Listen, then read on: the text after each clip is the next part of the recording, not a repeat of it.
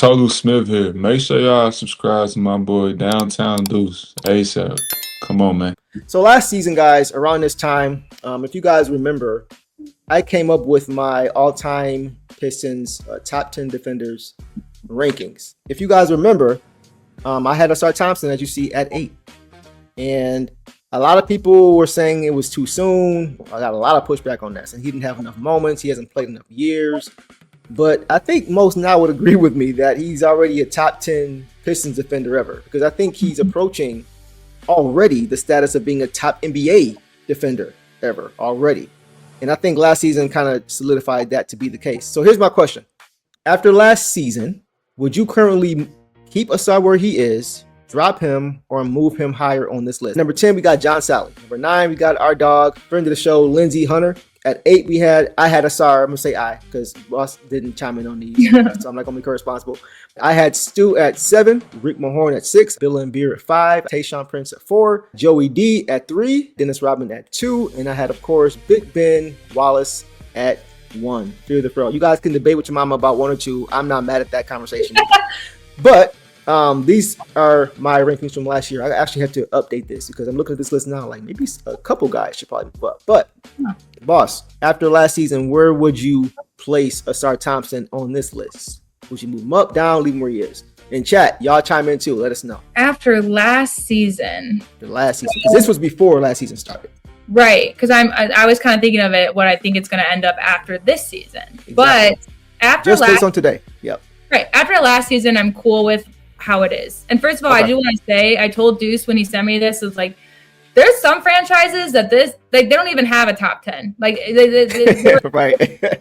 Defense is so ingrained in Detroit Pistons culture that like you look at this and you're like, there's people missing, or there's no debate, or this is tough. Mm-hmm. That's amazing. First of all, gosh, Stu and Ausar, was it Ausar that won 2 defensive players of the month and Stu won 1?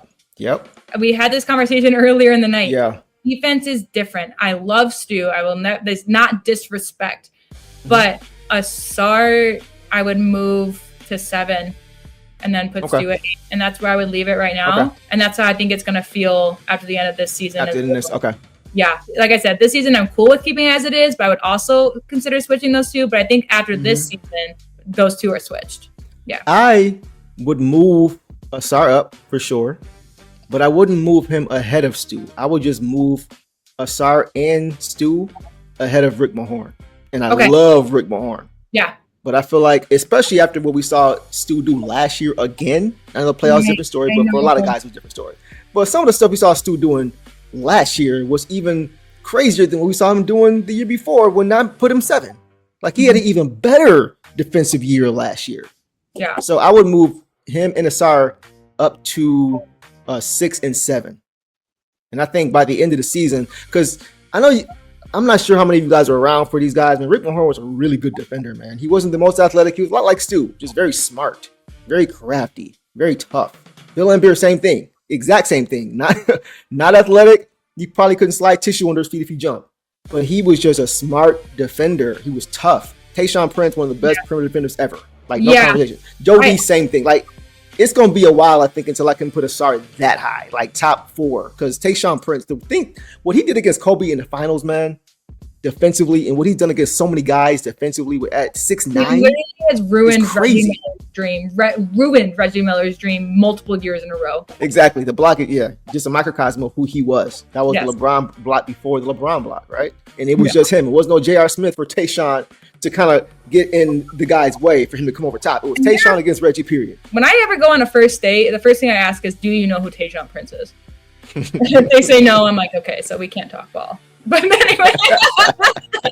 But no, that's a fact. And I completely agree, but I see chat. Let's get to chat. Let's run through them real quick. Yeah, Zion says, not gonna lie, Sarah's already top 3. Ooh, already? Okay. There's no debate. Yes. Argue with your mom about 1 and 2. I don't care. As long as they're 1 and 2, I'm good. Robin's still 1. Okay, argue with her. Ausar is 3. Get Laimbeer. You crazy. Laimbeer is the all-time leading rebounder for this team, bro. Mike, Stop it. I think it's coming. Like, I need to know. We'll have more in-depth conversations about this for sure. But I need to know age ranges too, because I didn't grow up watching most of these guys. Yeah. But I can still recognize, like, Bill Laimbeer, he was tenacious, and that's why I think that you putting Rick Mahorn behind those guys is acceptable, because they were both tenacious. But Bill Laimbeer Rick Mahorn's a great defender, but Bill Laimbeer had great timing too. Like he yeah, man, had the finesse and the tenacity. I just think a lot of people forget, man. You know, like, you got to go back and watch them play defense, man. Yeah. Like, they were the anchors of that defense. All right. Ausar is 3 if we're allowed to project at all. Okay, so you said by the end of next year he was 3. Okay, it's a big jump, but we'll see. I ain't mad at it. I can see it. Those are 2 perimeter defenders. Yeah. I just love Tayshaun, but it's just hard to put him above. But this is what you did last year. No, you need more time. You need more time. MJ said Joe D was the toughest defender he ever faced, bro. Like, let's not forget who we're talking about here. Ben, Warm, and Ausar are the only players I've seen where I'm actually hyped watching them play defense almost all the time. Okay, I'm not mad at that. That's a good take.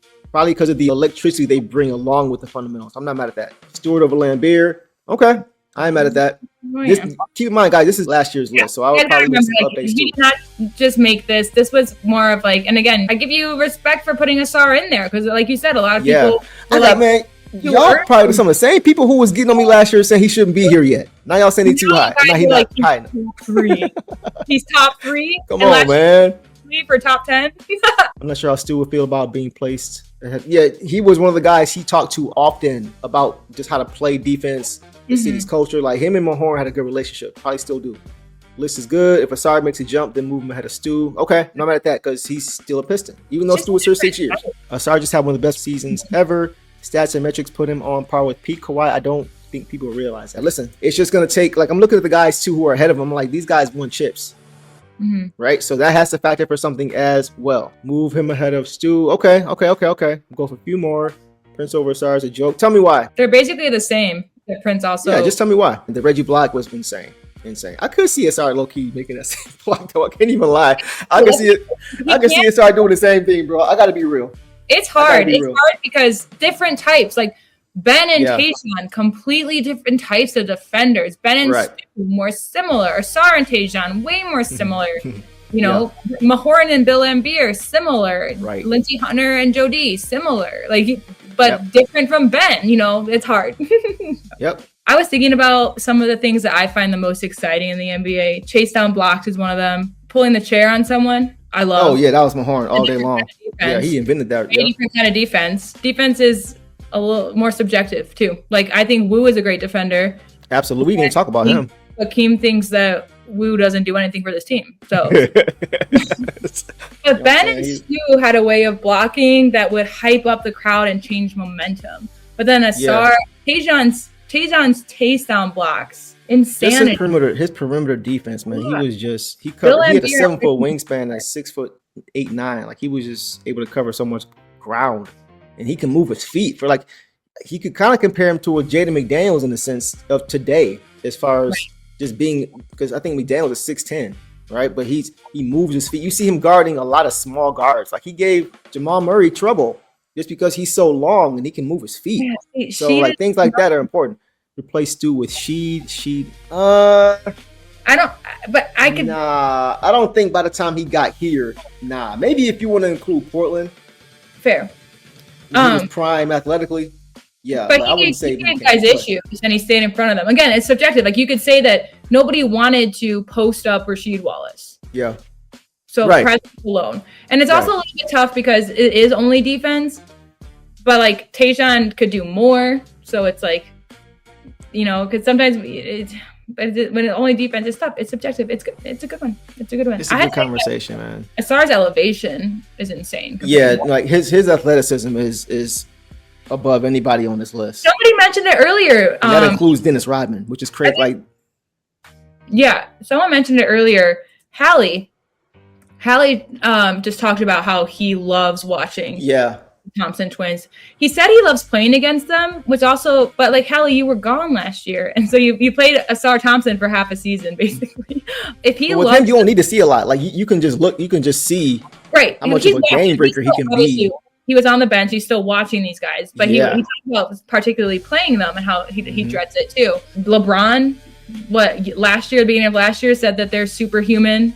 They're aliens. Yeah, aliens. Yeah. Mm-hmm. They didn't get a lot of Ausar got no respect. I have a video on my phone of a Pistons Nuggets game, and a Nuggets fan behind me was yelling at Ausar like, "Your twin's better, your brother's better." This was like last year, and like that was the whole thing. Is like Amen as far is way better than Ausar, even though he had a blood clot, all this stuff.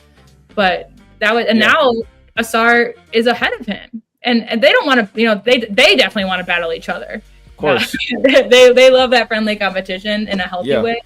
But both of them are good and they're different. But the way Ausar is playing and the full healthy offseason again, being able to play a full season compared to last year, it's just going to do wonders for him. This is when things really started to get interesting. Now, let me just say my piece on this. You guys know, I call Ausar Thompson the backbone of this defense. Right? He covers up so many mistakes. He's a great help side defender, on ball, and great on ball defender. You guys know that. And you literally feel the defensive resistance ease up when he's not on the court. That's the impact piece, those three components, right? The things that he can do physically, I've probably only seen 3 or 4 people in my history of watching basketball do, including his brother, which is crazy. But the things that he can do, he's one of the best all-around athletes I have ever seen, as far as being able to run up the court laterally, his vertical jump, his foot speed, his reaction time, his defensive processing, his help, like everything that he is the perfect prototype for a defender. And there's not a lot of guys who I've seen that can do all, just across the board, just good athletically, across the board. No weaknesses as far as athleticism. So for me, that's why I had to put him on this list. Like, I think he has the highest upside of anybody on his list. And even though I know it's just year 3 coming up for him, but the things that he's shown me already, the upside piece, that's why I had him on his list, but I couldn't put him any higher because he doesn't have the longevity. So I think in a couple years, he could be in the legend tier. but I think as of right now, I couldn't put him any higher 8, but I do think he deserves to at least be here.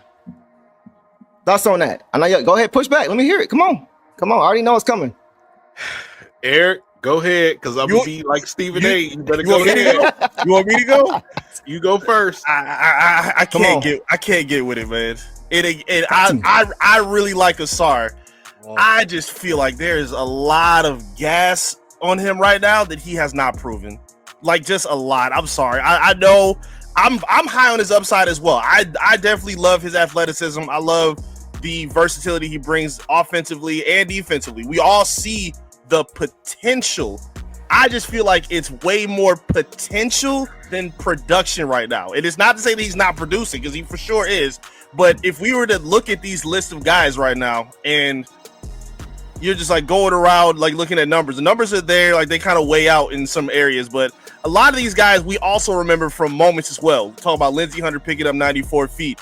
We're going to talk about Tayshaun. Ben has a million moments. Rodman has a million moments. Ausar don't have a moment that has stamped him as an all-timer yet. And I feel like moments are important.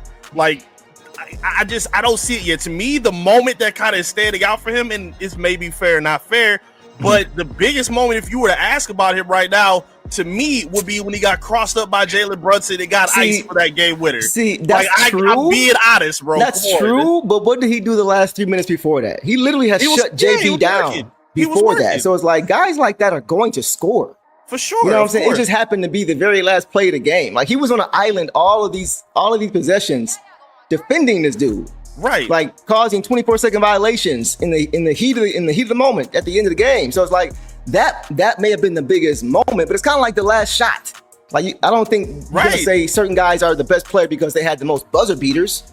No, of course not. And Kobe had the most buzzer beaters than anybody. So you're gonna put him above MJ? Like, it's just like, it's just that kind of conversation. Like, go ahead. What are your thoughts on that? No, I'm just saying, like, I hear what you're saying. You're 100% right on that, but we also have to be clear about where he is at this point. Again, a lot of what we're so hopeful on with Ausar is the potential. That's the first thing that everybody talks about with him.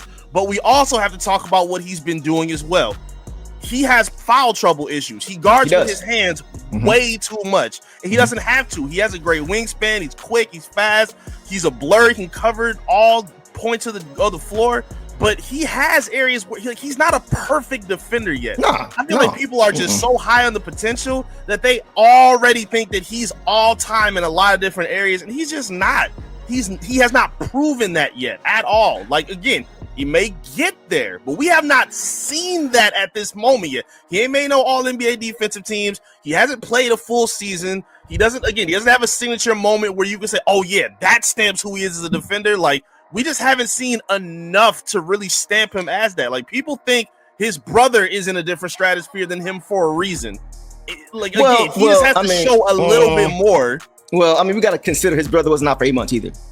With That's true. That's like, fair. you got to consider these things too. I mean, like the things he was, and once again, for me, the component of upside was probably higher for him more than anybody else. I probably factored that in more for him than anybody else because I think he has that much upside. The things he was able to do, despite missing so much time and being thrown to the wolves in the middle of the regular season, while being asked to guard every team's best offensive player every single night, and doing the things that he was able to do and still being far and away our best defensive player, despite all that, is why I put so much stock into his upside. I understand what you're saying. He hasn't shown it yet. But for me, I've seen enough. I've seen enough to know, barring anything crazy happening, knock on wood, that he's going to be, I think as early as next year, he can move up at least 2 or 3 spots. Listen to what you said. You said what he's going to be, what he can become. I'm seeing y'all in the chats too. He's going to become that. What is he at this current moment? Okay, so Derek Pulliam says, what constitutes a signature moment? Is it a moment in the playoffs or is it key highlights? So how would you respond to that, Eric? It could be key highlights. It could be like, let's say, the Tayshaun block. The Tayshaun block. T-Mac's offensive streak where he scores 10 straight points against the Spurs to bring them back to a victory. I don't think we've seen enough of that from Ausar to say, okay, yeah, he's the guy and he's proven all of these things. Like, again, the highest thing we're on right now is the potential. I feel like the production from what we've seen, which is great, there's also some problems that he needs to iron out as well. The foul trouble is a problem. Like, the ability to stay on the floor is a problem. He has to be able to solve that this season before I can give my stamp. It's not, we haven't seen the eliteness on a consistent basis. Like, there was games where JB couldn't play in more than 20 minutes because of his conditioning or his foul trouble. That's a problem. Him and JD had the same problem with foul trouble. He's got to prove that like a little bit more. I have not seen this elite stamp that's existent right now. Are the tools there? Yes. But the production consistently, I'm not seeing it yet. Just not yet. So do you think a year from now, and I understand what you're saying, because you're putting more stock on what he's accomplished, yes, and I'm putting more stock on what I think he will accomplish. So I understand it. Do you think a year from now, we'll be having a different conversation about where he is? No. As far as ranking? A year from now? I mean, he can, I think he can make a different conversation for sure. I don't think it's a ton of guys trying to get a gauge for kind of how you're. Okay. Yeah, but King says different. Why you say no, bro? He say no. Go ahead. My turn now. Yeah, go. No, we ain't done. Clear out. Go ahead. Go ahead. For the love of God, Pistons fans, my gosh. Especially in the comments. Get out the damn moment. We have Ausar ahead of Lindsey Hunter. Someone who literally just had his first full season and the opportunity to even try to play and learn defense in front of somebody who did it. We talking about champions here. We talking about guys who are the legacy of the Pistons. We're talking about a guy on a young team that just learned how to win games. They just started. I have not seen nothing. What the hell has Ausar done? He played some good defense. So wait a minute, bro. Hold on. No. He played some good defense on somebody for a couple of minutes in a playoff game. God damn it. Killian Hayes used to lock up Bro, we're not doing that. We're not doing that. We are not putting Killian Hayes in the same conversation with Ausar Thompson in any facet of the game. We're not doing that. I was with you for a minute, but when you said that, nah, bro, it's levels, bro. He can't even get on his own national team, bro. We're not doing that. You get my point. I hear what you're saying, King. I hear what you're saying. Don't mean nothing. Just because somebody play defense for a couple of good minutes, don't mean you throw him on a top 10 list. A couple of good minutes. What are you talking about, bro? He was guarding the best player every single night. The reason we don't remember all these things is because it was not every single night. No, he was guarding the best player every single night. He was assigned the best player every single night. No, he was. Who was assigned the best player other night every night outside of him? I didn't see him. Who was guarding Trae Young? Who was guarding all these guys? Who was guarding Brunson? Who was guarding Donovan Mitchell? Who was guarding these guys every single night? You're going to be in foul trouble guarding the best player on the court every single night. Bro, you're going to get in foul trouble at times when you're guarding the best player every single night. Everybody talks about Brunson and his flopping. You had your opportunity to talk. Go ahead. I didn't see him guarding Anthony Edwards when they played the Timberwolves. I didn't see him guarding the best guard or the best scorer on every single team this season. I didn't see that. I seen it sometimes. He was guarding him here and there. I seen it against the Knicks. Whoop-de-doo. What the hell are we talking about? He did it against Trae Young. He did it against Donovan Mitchell. He did it against Jaylen Brown. Hunter, are you kidding me right now? I'm not. I'm not kidding me right now. I'm not at all. That is textbook in the moment right there. That is in the moment. No, I outlined. Listen, I outlined the 3 points. Exist. They can't even hold the gym bags of those other two teams, and we putting them in front of guys. So let me ask you a question. Like I said, like I mentioned very clearly the components that I used for this list, and I mentioned athleticism. I don't care. You don't care about that. Him and his brother. None of that matters with a top 10 list of defense of the Detroit Pistons. None of that matters. I disagree. It's what you've done, and did you win the games? Did you win some championships? That's what matters, playing that defense. Bro. Did you hold teams to 65 points playing that defense. So let me ask you a question. I'll tell you what we're talking about. I will tell you what we're talking about. You asked the question, so now you got to let me give you the answer. Stopped in this league, even in the who are the team? You can't just talk about the individual player and not look at the team. Are we comparing Monty Williams to Larry Brown? Is that what we're doing? We've been watching basketball. That ain't special.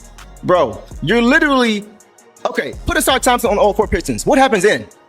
Like, what are we talking about, bro? And that's what happened. He's not even a better defender than Tayshaun yet. What the hell are we talking about? No, he's not. But is Lindsey a better defender than Tayshaun Prince? Kobe Bryant, and watch what happens. Is Lindsey a better defender than Tayshaun Prince? Is Lindsey a better defender than Tayshaun Prince? I never said nothing about Tayshaun Prince. What are you talking about? I ain't mentioned his name. I'm talking about this guy. Hunter has literally had to guard some of these best guards, especially in playoff moments where they actually won the game and held teams under 75 points. That's cool. He wasn't the only one, bro. It's a team game. You're giving him credit like he was guarding all 5 players every single night and holding 25 points by himself. But he has never taken somebody completely out of a game. That's a fact. Okay, no, that's fair. I'm not arguing that. Once again, I'm putting stock into what I think he's going to become. I said it like 5 times already. In the moment. And he's the only guy I'm doing that with because to me, he has the potential to be an all-time great defender. So that's what I'm basing it off of. You're basing it off what guys did over the course of their career. I get it. Cool. I'm not doing that. I'm looking at he's shown me already what he's going to be. He's going to be all-time better defender than Lindsey Hunter easily. He may pass some of the guys you mentioned, like Tayshaun Prince over time. That can't be the measure, be a top 3. That can't be the measure, though. What it can't be guy on the top 10 over guys. That's my problem. That's my problem. Like we watched him in the playoffs. We saw. You could argue that Dennis Schroeder had better defense on Jalen Brunson. You can legitimately make that argument. Like Brunson again, he wasn't playing full stretches, he was not. bro. No, he was not. No, he was not, bro. You literally just said Dennis Schroeder played better defense on Brunson. He was playing better than him in certain games. Absolutely. For the series, I'm talking about. Not when you got to come in when the guy's already been playing 5 minutes and you guard him then. I'm talking about start of the game. From the very beginning of the game to the end of the game. Who was guarding him in that last play? Who was guarding him at the end of the game? Was Schroeder guarding him? If he's that much better than the defender, why wasn't he guarding him? He was on the court getting cooked. No, I was talking about Ausar. That's why he had to sit down. And that's why when Ausar came in, he shut him down until that very last play, bro. What are we talking about? Schroeder was dropping his shoulders every play because Brunson was just cooking him shot after shot after shot. He had to sit down. They had to bring Ausar in, who shut him down on 3 straight possessions, and then Brunson hit the last shot. Okay, Brunson ain't gonna go 8 for 8, bro. Yeah, he gonna miss a shot or 2, but he did cook Ausar for the final shot. That mattered. That's all. That does matter. But there is no final shot if you don't shut him down the previous 3 or 4 plays. Why we you talking about caught in the moment? You focusing on the last moment. Come on, bro. That was the moment, though. Well, you can't say we're caught in the moment and then just focus on the moment. What are you talking about, bro? Come on. All the time. This is not new. This is not special.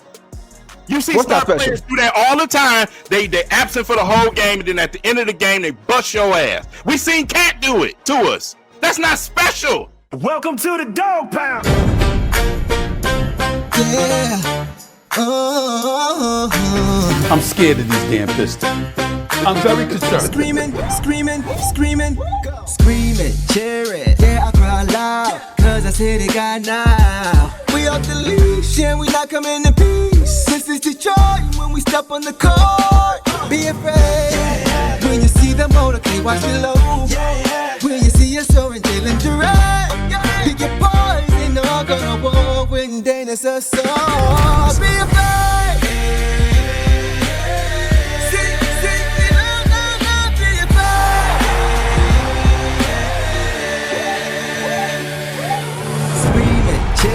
Yeah, I cry loud, cause you know we got now. We off the leash and we not coming in peace. This is Detroit when we step on the car. Be afraid when you see the motorcade, watch it low. When you see us soaring, sailing direct. Pick your boys and know I'm gonna war with them Highlander song. Be afraid. It's the dog pound.